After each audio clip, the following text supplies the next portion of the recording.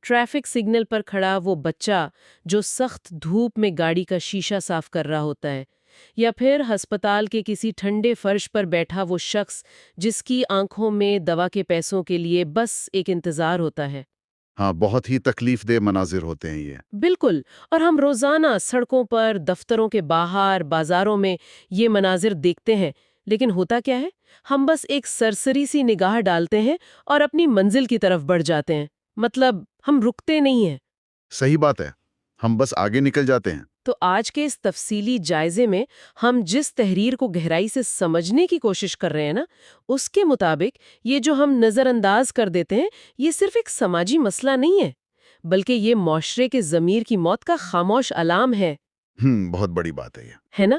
تو آج ہم بحریہ ماڈل اسکول کراچی کے استاد محمد فاروق راشد کے ایک انتہائی فکر انگیز اداریے پر بات کر رہے ہیں۔ اس کا عنوان ہے بے بسی، لاچارگی اور انسانیت، ایک فکری و عملی اداریہ۔ بالکل۔ اور ہمارا آج کا مقصد بھی یہی ہے کہ ہم یہ سمجھیں کہ ہمارا معاشرہ دوسروں کی تکلیف کو کس زاویے سے دیکھتا ہے، اور اس سے بھی اہم بات، اسے در حقیقت کیسے محسوس کیا جانا چاہیے۔ یہ بس کوئی اچھے برے کی بحث نہیں ہے، بلکہ انسانی رویوں کا ایک بہت گہرا مطالعہ ہے۔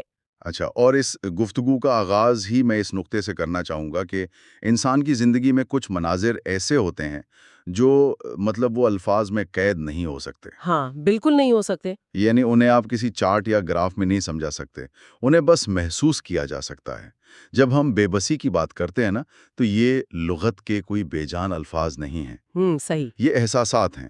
اور جب کوئی معاشرہ ان کیفیتوں کو محسوس کرنے کی صلاحیت ہی کھو دے، تو وہ کہہ لیں کہ افراد کا ایک مشینی ہجوم بن جاتا ہے۔ اداریے کا موقف بھی یہی ہے کہ درد کو محسوس کرنا ہی اس بات کا ثبوت ہے کہ ضمیر زندہ ہے۔ تو اگر ہم اس بات کو تھوڑا سا کھولیں، مطلب اس کا نفسیاتی جائزہ لیں، تو جو ہمارا روزمرہ کا رویہ ہے نا، اس میں دیکھنے اور محسوس کرنے کے درمیان ایک بہت بڑا خلا ہے۔ ہاں، بہت بڑا فرق ہے۔ ہمارا دماغ روزانہ ہزاروں مناظر دیکھتا ہے۔ ہم ٹی وی اسکرین پر تباہی کی خبر دیکھتے ہیں، ایک لمحے کے لیے رکتے ہیں اور پھر بس اگلی خبر۔ بالکل ایسا ہی ہوتا ہے۔ مصنف نے بھی کہا ہے کہ یہ دیکھنا ایک انتہائی سطحی عمل ہے۔ تو میں یہ سوچ رہی تھی کہ آخر یہ محسوس کرنے کا عمل اس دیکھنے سے کس طرح مختلف ہے؟ دیکھیں، یہاں جو چیز سب سے زیادہ حیران کن ہے وہ یہ ہے کہ یہ سارا فرق انسان کے شعور اور اس کے دفاعی نظام کے بیچ کی کشمکش ہے۔ کیسے؟ مطلب دیکھنا تو بس آنکھوں کا کام ہے نا، ایک منظر آیا اور یادداشت میں محفوظ ہو گیا، لیکن محسوس کرنا وہ ایک داخلی انقلاب ہے۔ مصنف جب بے بسی کی بات کرتے ہیں تو وہ صرف پیسوں کی کمی کو نہیں کہہ رہے۔ اچھا، تو پھر کیا ہے اصل بے بسی؟ ان کے نزدیک بے بسی دراصل امید کے مدھم پڑ جانے کا نام ہے۔ لاچارگی یہ نہیں کہ جیب خالی ہے، لاچارگی وہ ہے جب ذہن کوئی دوسرا راستہ سوچنا بند کر دے، جب انسان خود کو ایک بند گلی میں پائے۔ ہاں، جب کوئی راستہ ہی نظر نہ آئے۔ یہ بالکل ایسا ہے جیسے، مطلب ایک مثال دیتی ہوں، یہ ایسا ہے جیسے ٹی وی پر طوفان اور بارش کی خبر سننا، یا کسی محفوظ عمارت کی شیشے کی کھڑکی سے باہر طوفان کو دیکھنا۔ زبردست مثال ہے نا؟ ہمیں معلوم ہے باہر تباہی ہو رہی ہے، لیکن ہم اس طوفان سے لا تعلق ہوتے ہیں، جبکہ محسوس کرنا ایسا ہے جیسے خود اس طوفان میں، بارش میں جا کر کھڑے ہونا، وہ سردی، وہ خوف خود پر طاری کرنا۔ بالکل، اور سچ تو یہ ہے کہ انسانی دماغ اس طوفان سے بچنے کے لیے ہی وہ شیشے کی دیوار کھڑی کرتا ہے، وہ خود کو تکلیف سے بچانا چاہتا ہے۔ صحیح۔ لیکن، اور یہ بہت غور طلب بات ہے ماخذ میں، کہ اگر معاشرہ اس فاصلے کو ہمیشہ کے لیے اپنا لے اور ان کیفیتوں کو بس نظر انداز کرتا رہے، تو یہ زخم آہستہ آہستہ معاشرے کے جسم پر ناسور بن جاتے ہیں۔ ناسور بن جاتے ہیں۔ ہاں، مطلب معاشرے میں جو بے حسی بڑھتی ہے یا جرائم بڑھتے ہیں، وہ دراصل انہی انفرادی دکھوں کا نتیجہ ہوتے ہیں جنہیں وقت پر محسوس نہیں کیا گیا۔ چلیں اس بات کا ذرا گہرائی سے جائزہ لیتے ہیں، کیونکہ آج کل کے اس ڈیجیٹل دور میں نا، ہم نے اس دیکھنے کے عمل کو ایک بالکل نیا اور تھوڑا خطرناک روپ دے دیا ہے۔ سوشل میڈیا کی بات کر رہی ہیں آپ؟ ہاں بالکل، ہم اب صرف دیکھتے نہیں ہیں، ہم ریکارڈ کرتے ہیں، شیئر کرتے ہیں، ہمدردی کی ایک پوری نمائش چل رہی ہے۔ لیکن میں یہاں ایک سوال اٹھانا چاہوں گی۔ جی بتائیں۔ فرض کریں کہ کسی مجبور شخص کی ویڈیو وائرل ہو جاتی ہے، اب اس کی وجہ سے ہزاروں لوگ کراؤڈ فنڈنگ کرتے ہیں اور اس کی مدد ہو جاتی ہے، تو کیا کسی غریب کی تصویر وائرل کرنا یا ویڈیو بنانا شعور بیدار کرنے کا ذریعہ نہیں؟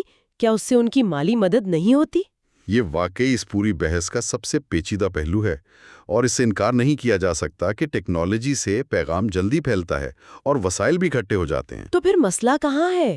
مسئلہ وسائل اکٹھے ہونے میں نہیں ہے۔ مصنف نے جو خطرہ بتایا ہے وہ اس کے پیچھے چھپی نیت اور انسانی وقار کی پامالی کا ہے۔ ماخذ کی سب سے طاقتور بات جو مجھے لگی وہ یہ ہے کہ ہم دکھ کو مواد یعنی کانٹینٹ بنا دیتے ہیں، جبکہ دکھ ایک امانت ہے۔ دکھ ایک امانت ہے، یہ تو بہت ہی گہری بات ہے۔ بالکل، اگر اس عمل میں اخلاص نہیں ہے نا تو یہ صرف ایک نمائش ہے۔ کسی کا دکھ سمجھنا اور اسے کم کرنا ہماری ذمہ داری ہے، نہ کہ اسے بیچنا۔ مطلب ہم شعوری یا لاشعوری طور پر ایک امانت میں خیانت کر رہے ہوتے ہیں جب ہم وہ ویڈیو شیئر کرتے ہیں۔ بالکل، کیونکہ ہم نے ہمدردی کو ایک الگورتھم کے حوالے کر دیا ہے، اور ہم سمجھتے ہیں کہ بس ایک شیئر کا بٹن دبا دیا اور ہماری ذمہ داری پوری ہو گئی۔ ہاں، جبکہ وہ مجبور انسان اپنا دکھ اس لیے تو سامنے نہیں لاتا کہ اس کی نمائش ہو، وہ تو اسے ایک امانت کے طور پر پیش کرتا ہے۔ صحیح بات ہے، اسے بیچنا انسانیت کے اصولوں کے خلاف ہے۔ اچھا، تو اگر یہ نمائش حل نہیں ہے تو پھر حقیقی طور پر دل سے محسوس کرنے کا عمل انسان کے اندر کیا تبدیلیاں لاتا ہے؟ مطلب وہ کون سا اندرونی انقلاب ہے جس کی بات ہو رہی ہے؟ ماخذ میں اس کی بڑی واضح تفصیل ہے۔ دل سے محسوس کرنے پر انسان میں 4 بنیادی تبدیلیاں آتی ہیں۔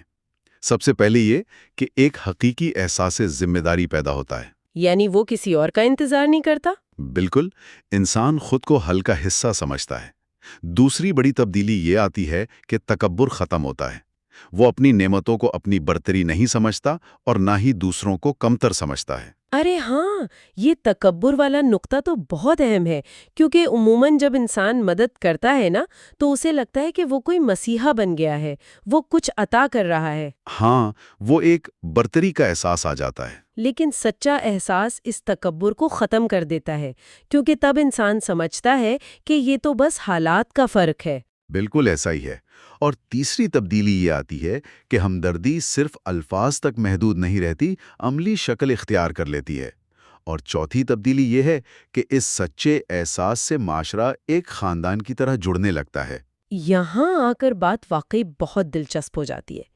اگر ہم اس احساس کو ایک بیج سمجھے نا تو اکیلا بیج تو کچھ نہیں کر سکتا۔ بالکل، اسے پھلنے پھولنے کے لیے بہت کچھ چاہیے۔ تو ماخذ نے اس کی کیا تشبیہ دی ہے؟ یہ انسانیت کا درخت کیسے بنتا ہے؟ مصنف نے اس احساس کو واقعی ایک بیج قرار دیا ہے، اور اس بیج کو عمل کی مٹی چاہیے، اخلاص کا پانی چاہیے اور صبر کی روشنی چاہیے۔ کیا بات ہے! ہاں، تبھی اس سے انسانیت کا ایک خوبصورت درخت اگتا ہے۔ اور اس درخت کے پھل کیا ہیں؟ بہت چھوٹے چھوٹے اعمال، جیسے کسی کی خاموشی سے مدد کر دینا، کسی بچے کی تعلیم کا بندوبست کرنا، یا بس کسی پریشان انسان کو تسلی دے دینا۔ یعنی یہ چھوٹی چھوٹی نیکیاں ہی اس درخت کے پھل ہیں۔ بالکل۔ تو پھر یہ احساس اور اخلاص معاشرے میں بویا کیسے جائے؟ ظاہر ہے اس کا سیدھا سا جواب تو تعلیم ہی ہے، لیکن اگر ہم آج کے نظام کو دیکھیں تو یہ تو صرف نمبروں، گریڈز اور معلومات تک محدود ہو گیا ہے۔ ہاں، ایک اندھی دوڑ لگی ہوئی ہے۔ تو کیا موجودہ تعلیم انسان کو واقعی انسان بنا رہی ہے؟ اس سے ایک بہت اہم سوال پیدا ہوتا ہے جو مصنف نے بھی اٹھایا ہے۔ بطور استاد ان کا ماننا ہے کہ ذمہ داری صرف کتابی علم دینا نہیں ہے۔ تو پھر کیا ہے؟ مکمل تعلیم وہ ہے جو دوسروں کے حالات سمجھنا سکھائے، ان کے لیے آسانی پیدا کرنا سکھائے۔ یہاں ماخذ میں ایک بہت اچھی مثال دی گئی ہے ویژن اکیڈمی جیسے اداروں کی۔ اچھا، یہ اکیڈمی کیا مختلف کرتی ہے؟ یہ ادارے علم کے ساتھ ساتھ شعور اور روحانیت کو فروغ دیتے ہیں۔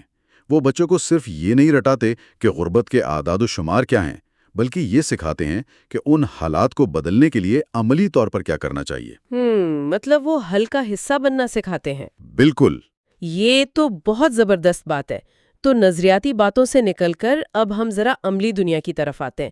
معاشرے کو در حقیقت مفید کیسے بنایا جائے، اس کے لیے کیا اقدامات ہیں؟ مصنف نے 4 بہت ہی ٹھوس اور عملی اقدامات بتائے ہیں۔ پہلا تو یہ کہ گھروں اور اسکولوں میں احساس کی تربیت کی جائے، یعنی وہ چھوٹی چھوٹی عادتیں ڈالنا۔ ہاں۔ دوسرا قدم بہت اہم ہے، خاموش مدد، یعنی بغیر کسی دکھاوے کے اس طرح مدد کرنا کہ کسی دوسرے کو خبر تک نہ ہو۔ ایک منٹ، ذرا اس خاموش مدد پر بات کرتے ہیں۔ آج کے دور میں یہ خاموش مدد کرنا انسان کے لیے نفسیاتی طور پر بہت مشکل ہے۔ کیوں بھلا؟ کیونکہ ہمیں سوشل میڈیا سے وہ ایک ویلیڈیشن یعنی پذیرائی کی عادت ہو گئی ہے۔ کوئی اچھا کام کیا تو فوراً پوسٹ کر دیا تاکہ لائکس ملیں۔ خاموشی سے مدد کرنے کا مطلب ہے اس فوری انعام سے خود کو محروم کرنا۔ یہ ایک بہت بڑی نفسیاتی کشمکش ہے، آپ نے بالکل صحیح نشاندہی کی ہے، اور یہی تو اصل امتحان ہے۔ تیسرا قدم جو بتایا گیا ہے وہ ہے ہر بچے تک تعلیم کا فروغ۔ صحیح۔ اور چوتھا اور شاید سب سے ضروری قدم اجتماعی سوچ کا فروغ ہے، یعنی ہماری زندگی سے میں کی بجائے ہم کا لفظ زیادہ ابھر کر آئے۔ تو اس سب کا اصل مطلب کیا ہے؟ اس کا مطلب یہی ہے نا کہ ہم اس زندگی کو ایک انفرادی دوڑ مطلب ایک سولو ریس سمجھنا چھوڑ دیں۔ بالکل، یہ کوئی اکیلے بھاگنے والی چیز نہیں ہے۔ ہاں، بلکہ ہم ایک اجتماعی فلاح کی طرف قدم بڑھائیں، جیسے کوئی ٹیم سپورٹ ہوتا ہے، جہاں معاشرے کا کوئی بھی فرد تنہا یا مجبور نہ رہے۔ اور یہی اس پورے ادارے کی اصل روح ہے۔ بے بسی پر صرف باتیں کرنا کافی نہیں ہے، اندھیروں کو ختم کرنے کے لیے اس درد کو محسوس کرنا وہ روشنی ہے جو ہمیں چاہیے۔ بالکل، انسانیت کی اصل خوبصورتی تو دوسروں کے درد کو محسوس کرنے اور اسے کم کرنے میں ہی ہے۔ ہاں، اور یہ معلومات ہم سب کے لیے ایک آئینہ ہے۔ ہم روزانہ سڑکوں پر اور سوشل میڈیا پر لوگوں کو دیکھتے ہیں۔ اب یہ ہم پر ہے کہ ہم صرف تماشائی بنتے ہیں یا درد بانٹنے والے۔ صحیح کہا آپ نے۔ تو آج کے اس تفصیلی جائزے کا اختتام میں ایک ایسے سوال پر کرنا چاہوں گی جو ہم سب کو سوچنے پر مجبور کر دے گا۔ جی ضرور۔ دیکھیں، آج کے دور میں ہم اپنی ہمدردی کا اندازہ سوشل میڈیا پر ملنے والے لائکس اور شیئر سے لگاتے ہیں۔ ایسا ہی ہے۔ لیکن ذرا سوچئے، اگر ہماری انسانیت کا اصل پیمانہ وہ مدد ہو جو ہم نے اس قدر خاموشی سے کی ہو کہ کسی دوسرے انسان کو اس کی خبر تک نہ ہوئی ہو، تو پھر ہم میں سے کتنے لوگ واقعی اس امتحان میں پاس ہو سکیں گے؟ یہ واقعی ایک بہت چبھتا ہوا سوال ہے نا؟ تو بس اسی خیال کے ساتھ سننے والوں کا ہم خود اپنا محاسبہ کرنے کے لیے چھوڑتے ہیں۔ اگلے تفصیلی جائزے تک کے لیے اپنے ارد گرد کے انسانوں کو صرف دیکھیے گا نہیں، انہیں محسوس کرنے کی کوشش کیجیے گا۔ خدا حافظ۔ خدا حافظ۔